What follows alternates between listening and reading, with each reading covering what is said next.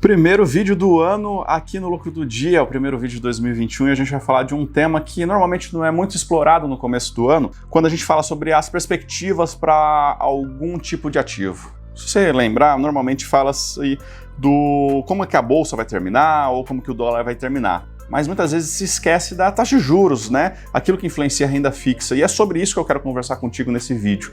Eu trouxe aqui para esse vídeo opiniões de duas pessoas importantes, um gestor e um economista. Como será que vai se comportar a taxa de juros nesse ano e isso vai influenciar nos seus investimentos? Vamos lá?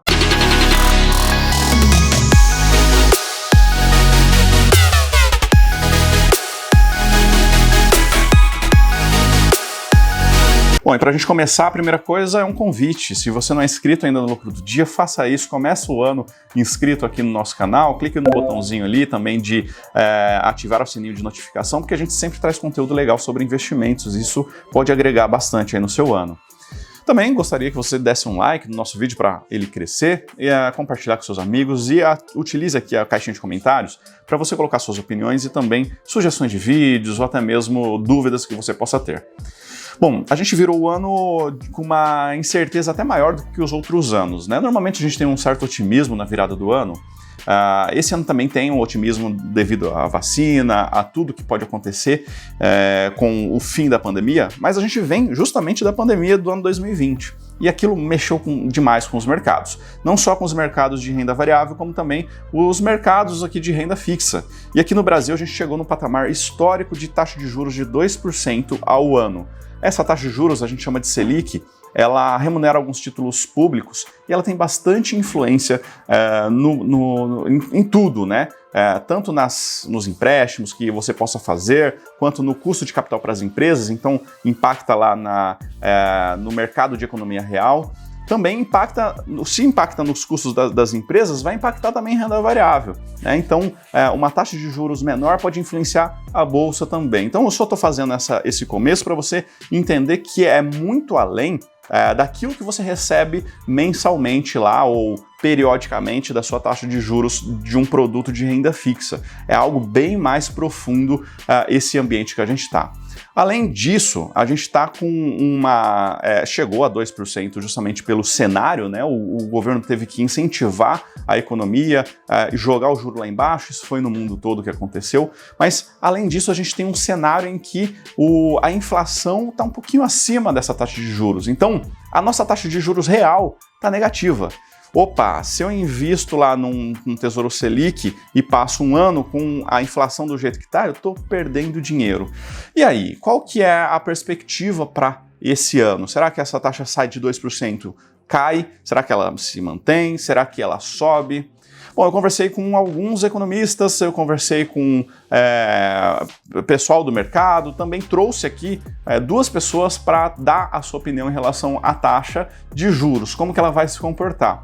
E a maioria das pessoas no mercado, tá, acredita que essa taxa de juros ela se mantém ou sobe um pouco durante esse ano de 2021. Então é isso que eu já boto um spoiler aqui para você sobre a expectativa do mercado.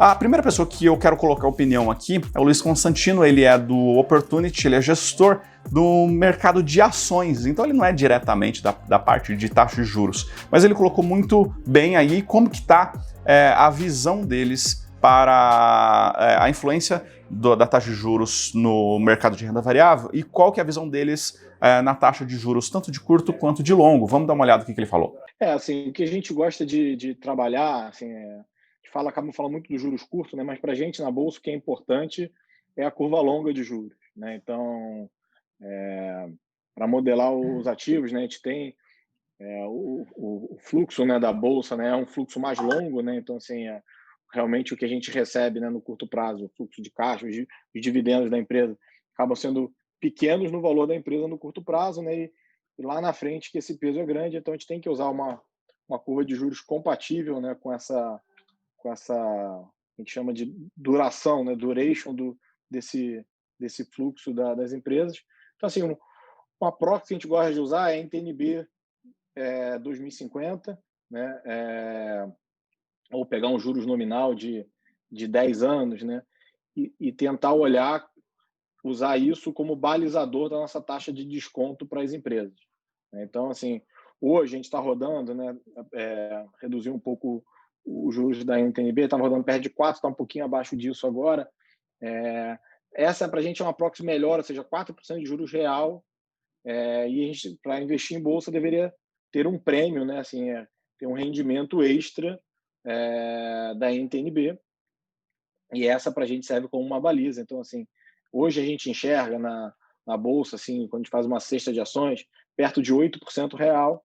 Então, assim, a gente tem um prêmio de 4% para investir em relação a essa NTNB longa, que já tem um prêmio muito grande Sim. contra os juros curtos, né? Então, como a gente falou, né, com inflação de perto de 3,5%, 4% de juros real está te dando uns 7,5% ao ano, contra os juros curtos de 2%. Né?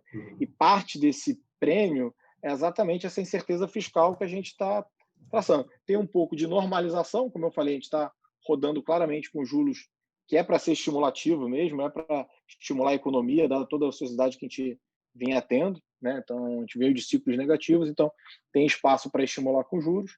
Já vinha nesse processo há bastante tempo. Em algum momento você teria que normalizar esses juros, então faz sentido que os juros longos sejam mais altos. Mas, além disso, a gente enxerga que na parte da curva longa tem esse prêmio de risco dessa incerteza do lado fiscal que o Brasil tem assumido desde da pandemia, né, com todos os estímulos que foram dados. Então, o que eu quero dizer com isso é que, além dos 4%, né, sobre a NTNB, é importante mostrar que essa NTNB ela já está com juros acima por esse risco fiscal que a gente enxerga também para os ativos de bolsa. Então, a gente acha que tem gordura para estar investido, mas é esse valor que a gente usa para as nossas avaliações, ou seja, se é 4% na NTNB, a bolsa teria que estar rodando pelo menos acima de 6%, 7% para estar fazendo sentido assumir esse risco adicional. Um ponto importante para a gente colocar aqui também é essa questão da curva de juros, né? Então, a gente não olha só a taxa de juros nesse ano, esses 2% nesse ano. É muito importante você olhar qual que é a expectativa do mercado lá para frente. Então, eu trouxe aqui um gráfico para mostrar para você o que o mercado está projetando de taxa de juros lá para frente. Então, se você pegar aqui a taxa de juros que está sendo negociada hoje, nos vencimentos 2021, 2030, 2035, 2050 e assim por diante, eu vou colocar aqui a informação, você vê que essa taxa está apontada para cima, ou seja, a expectativa do mercado é que a taxa não se mantenha a 2% e comece a subir. Mas vamos ver o que um economista, o Laio, que ele inclusive é professor de economia, qual que é a visão dele para a taxa de juros nesse ano e também em relação à inflação, se a inflação deve segurar ou deve subir ou não. A minha visão é que eu acho que se a inflação prevalecer por pelo menos mais uns 3 meses alta e começar a gerar um impacto no IPCA, principalmente, aí o governo realmente está disposto a subir a taxa de juros. Inclusive, né, nessa última reunião, eles falaram lá que agora eles não vão antecipar mais de falar previamente ao mercado aquilo que realmente pode acontecer de tomada de decisão deles, e com certeza o mercado já sabe que isso não é para baixar os juros, porque já está num patamar muito, muito baixo. Muitos economistas aí, muitos analistas, eu já ouvi falando que o governo até exagerou a dose, outros falam que está certo, mas nenhum fala que vai abaixar. Então, nossa única questão é que pode subir, e essa questão dele falar que pode subir é uma pílula de remédio assim, para movimentar as expectativas dos agentes, né? Para que eles fiquem precavidos de que se a inflação aumentar, tá tudo bem, que o governo vai subir ali, vai tomar medidas. E como a gente está na política fiscal muito amarrado, né, a gente não tem muito espaço para crescer ali, né? Boa parte do nosso orçamento já está designado para o ano que vem. Então, se tiver algum tipo de estímulo, ele vai ser ali continuando na parte monetária, e acho que dificilmente vê algum estímulo na questão fiscal, né? Mesmo assim, pode acontecer a questão ali de ter mais auxílio, pode acontecer, o governo vai olhar assim com um pouco de receio, né? Principalmente o mercado financeiro, por conta da nossa dívida pública, que está em um patamar muito elevado. Mas acredito que esse é o maior perigo. Porém, tem aquela questão do dólar que a gente conversou, né, que como muitos países estão fazendo estímulos, né, muitos deles estímulos monetários e fiscais, né, então boa parte desse capital que está lá no exterior, ele pode vir para os países emergentes, entre eles o Brasil, e isso pode fazer com que a nossa moeda se aprecie, né, ao longo do próximo ano, e isso também vai reduzir um pouco a pressão na inflação, porque a nossa inflação, hoje em dia, né, se a gente pegar ali o que está mais impactando, são os custos. Então, são as commodities que estão altas, né, e principalmente o dólar. Né? Ao meu entendimento, isso aí tende a diminuir ao longo do ano, né, se tudo mais constante, vamos dizer assim, né, ou se pelo menos nenhum problema muito preponderante sobrepor ali a pauta dos mercados, eu acredito que possa diminuir a taxa de câmbio aqui no Brasil, né? Se eu fosse para apostar que se vai para 6 ou se vai para 4, eu apostaria minhas fichas que vai para 4, porque tem muitos estímulos aí já no mercado financeiro, e aí com a retomada da economia, com a vacinação, eu acho que isso tende a vir aqui para o Brasil e controlar essa inflação. E outro ponto importante da inflação é a questão do desemprego. O desemprego aqui no Brasil está muito alto, a taxa de trabalhadores desalentados também está alta, os trabalhadores subutilizados também estão bem elevados. Então, se a gente somar os subutilizados, os desempregados e aqueles desalentados, a gente tem quase um quarto da população brasileira que está desempregada, e essa população não vai fazer uma pressão frente aos níveis de preço da economia. Não vai ter uma inflação de demanda. As pessoas estão querendo demandar muito e isso vai faltar. E pelo lado da oferta, a oferta aqui ela está muito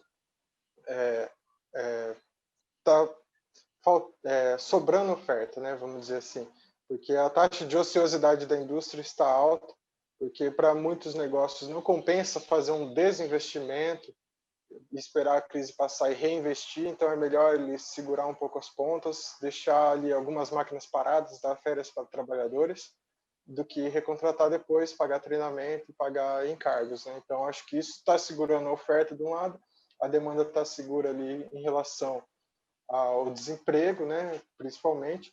Então enquanto a gente tiver esse cenário assim, eu acho que a inflação vai ficar um pouco contida, vai depender mais da questão do dólar. E assim que o dólar começar a diminuir a sua pressão, a gente vai ver resultados melhores aqui na economia brasileira.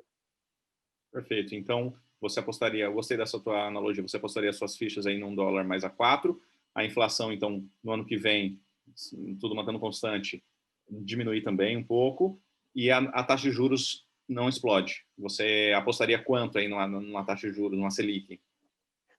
3%. 3%. E uma inflação deve cair para quanto, mais ou menos, na sua visão? Apostando, olha, eu sei que é difícil. A inflação eu apostaria ali por volta de 5%. Eu acho que ainda vai passar um pouco da meta do regime de metas, né? Mas acredito que não seja algo que vai prevalecer por muito tempo. Certo, então a gente entendeu que a taxa de juros deve subir um pouco esse ano, segundo as expectativas desses players do mercado. Agora, para a gente aqui, ó, no nosso bolso, no nosso investimento, o que isso vai influenciar? Bom, vamos falar dos produtos de renda fixa. Aqui no Lucro do Dia a gente já falou que tem pelo menos 3 tipos de remuneração: a pós-fixada, a pré-fixada e aquela indexada, por exemplo, à inflação. Então, o pós-fixado é aquele tipo de título que ele vai pagar de acordo com a própria taxa Selic, por exemplo, ou o CDI. Então, se ela cair ou subir, não vai ter tanto impacto no título em si. Você vai receber aquilo que o mercado está pagando. Então, é um investimento mais conservador, mais tranquilo. E um exemplo de investimento nesse tipo de remuneração é a LFT ou Tesouro Selic. Esse é o tipo de investimento ideal para você fazer a sua reserva de emergência ou até mesmo para você fazer sua reserva de oportunidade. nesse tipo de título, que é o que você deve escolher nesse cenário, não pense exatamente na remuneração que você vai receber 1% ao mês, 2% ao mês, que o pessoal imaginava lá atrás, em outra época. Hoje o cenário é diferente, é 2% ao ano. Você não precisa se preocupar com o juro que você vai receber nessa renda fixa, porque o objetivo desse dinheiro é a reserva de emergência ou a oportunidade que você vai ter para pegar em outro mercado ou outro tipo de ativo. Agora, o que você tem que ter atenção são nos títulos pré-fixados. Esses podem ter oscilação para cima e para baixo do valor que você investiu. Então, cuidado se você investir uma quantia nesse tipo de título, que no próprio Tesouro chama Tesouro pré-fixado, com uma taxa muito próxima a essa 2% ou 3%, porque se subir a taxa de juros, você vai estar travado a 2%, 3%, com uma taxa de juros já acima, isso não é legal, tenha cuidado. E por último, os títulos de inflação. Esses também têm oscilação. Então é o Tesouro IPCA, por exemplo, ou debêntures. Esses também têm oscilação. O ponto positivo é que você já vai ter a inflação. Se a inflação explodir, você já vai estar junto com ela. Beleza, tranquilo. Mas sempre pensa num longo prazo quando você investir nesse título, tá? Então pensa num prazo de 2, 3, 5, 20 anos, porque aí você vai ter aí nesse horizonte, mesmo que você tenha oscilação nesse tipo de título, você vai ter uma rentabilidade real. E aí, gostou desse vídeo? O que você pensa para a taxa de juros para esse ano? Coloca, eu quero saber a sua opinião. Se você gostou desse vídeo, dê like. A gente se vê no próximo vídeo do Lucro do Dia. Um abraço e até mais. Tchau.